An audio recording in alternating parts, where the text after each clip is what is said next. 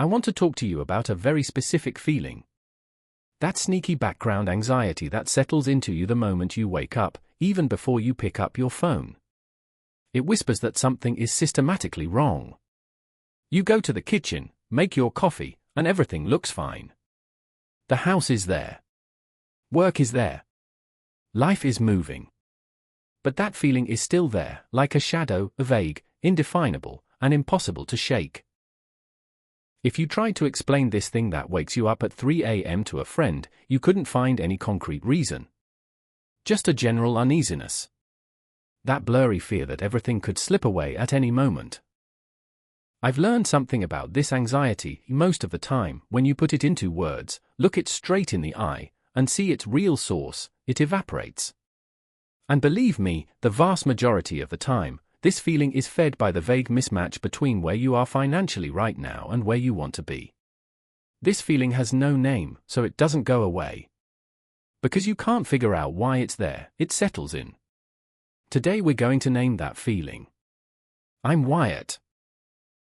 If you're experiencing this vague financial anxiety, or if you sense that things should be better with money but you don't quite know what to do, don't forget to hit subscribe and leave a like if this video helps you. Financial psychology research shows that money anxiety is unlike any other phobia. In normal anxiety, either the threat passes or you confront it. But money anxiety creates a dark loop.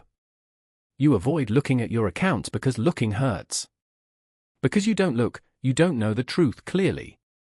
Because you don't know, your imagination fills the gaps with the worst possible scenarios. And those scenarios are, believe me, far more terrifying than what you'd actually see if you just opened the accounts. Avoidance grows the anxiety, and the anxiety feeds the avoidance.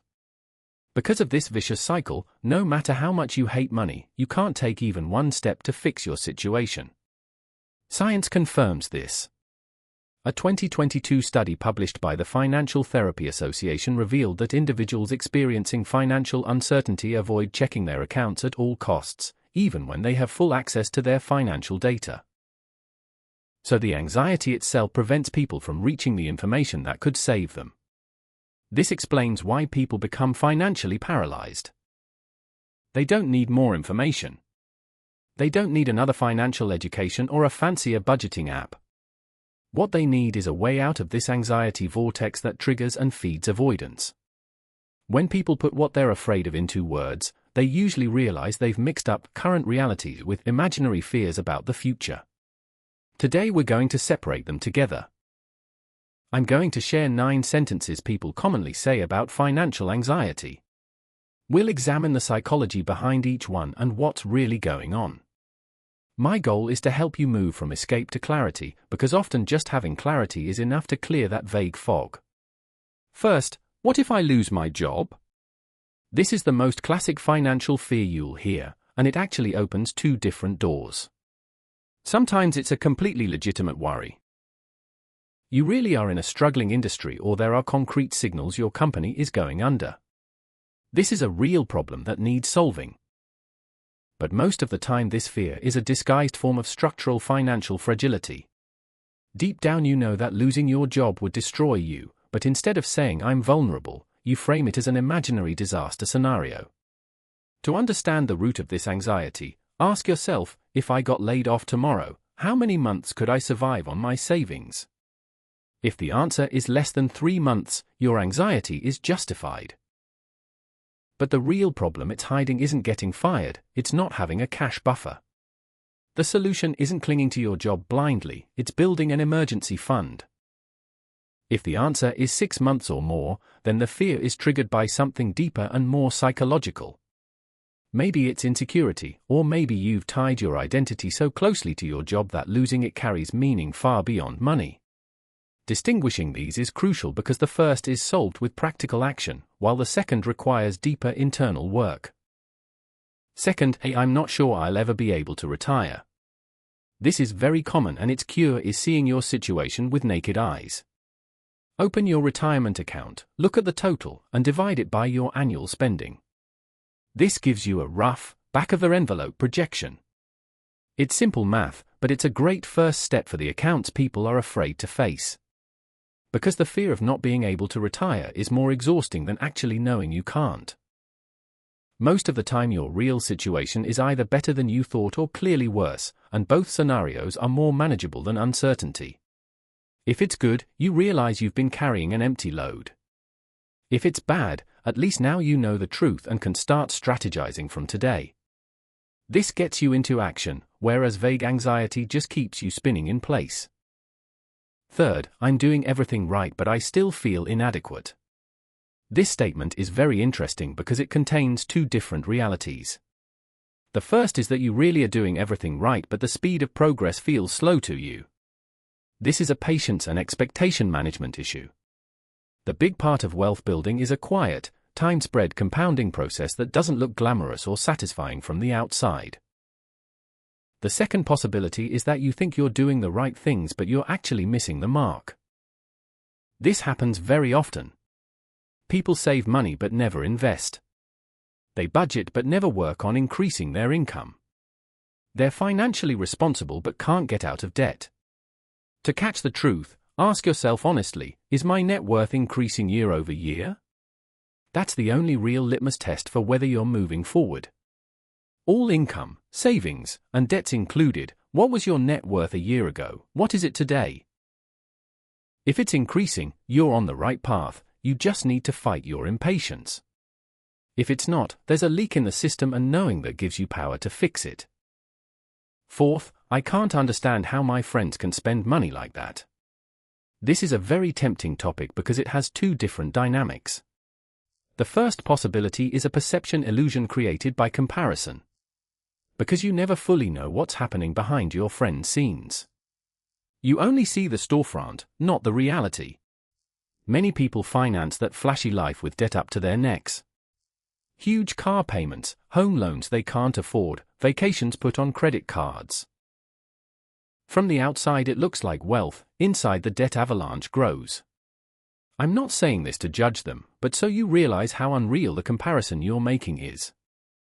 The second possibility is that you really are falling behind and this needs to be examined honestly. In that case the question is, what exactly are they doing better than you? If it's more disciplined saving or smarter investing, then you have a concrete roadmap you can copy.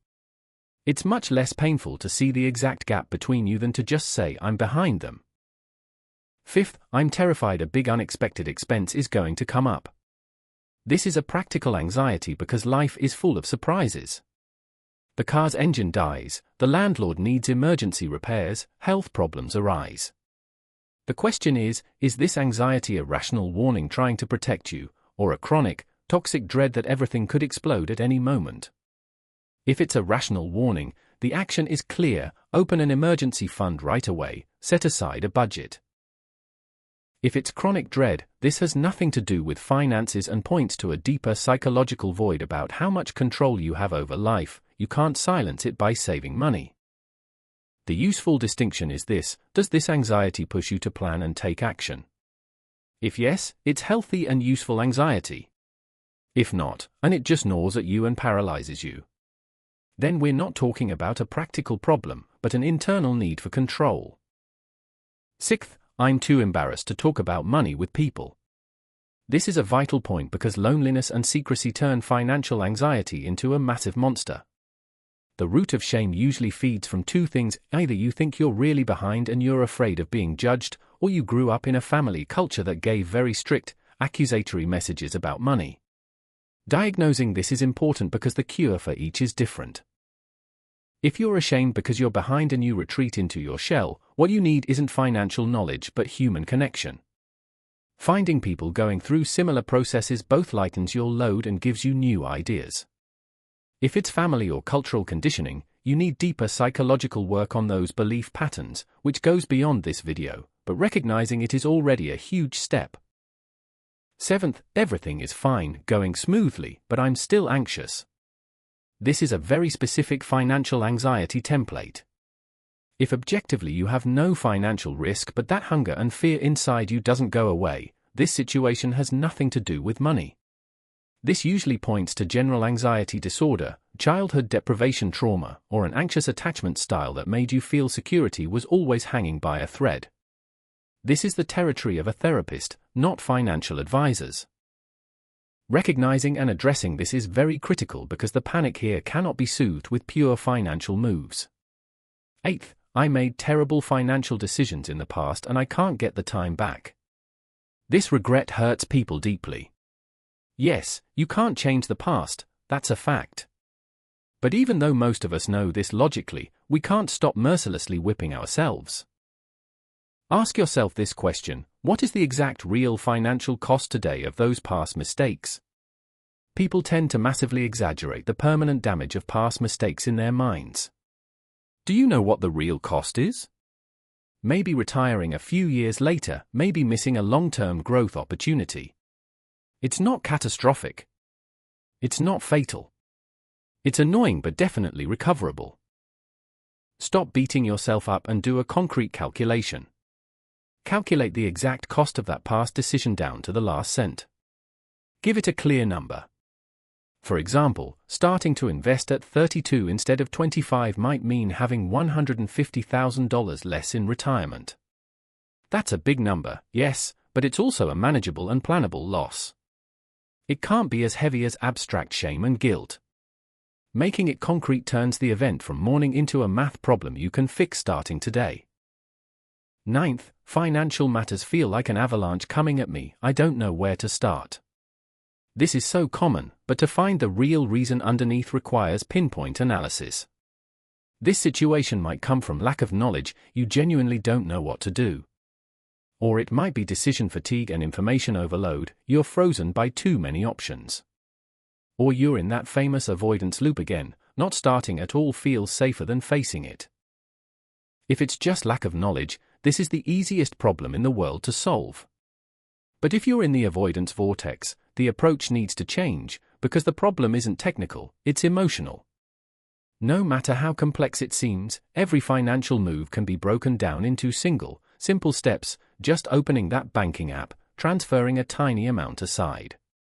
Breaking the process into these micro steps and making it concrete cuts through that crushing feeling like a knife. It may not completely eliminate the anxiety, but it shrinks it so much that it stops being a terrifying monster. Throughout this conversation you may have noticed a red thread: the key to everything is taking financial anxiety out of that vague fog state and turning it into a concrete object you can work on. And this process doesn't always progress linearly. Sometimes you start with practical steps and months later realize the real issue was deeper psychological dynamics, not numbers. Sometimes you start with a therapist and this process clarifies what you need to change in practical life. Both paths are extremely valid. The only goal here is to bring that hidden financial anxiety into the daylight and see exactly what you're worried about with naked eyes. Just this confrontation alone is an enormous healing. Because when fears are named, put into concrete form, and examined within a logical framework, especially at 3 a.m., they suddenly look much smaller and weaker. Sometimes you need to make this mental transformation before changing the situation itself. This may sound backwards, because people generally think, first let me fix my situation, then my anxiety will go away. But believe me, the opposite happens. If you stay locked in that avoidance cycle, you'll never take that first step to improve your practical situation. To break the vicious cycle, you need to know what you'll see when you look. It doesn't have to be great, it just needs to be concrete and clear. See you again next video. Don't forget to subscribe.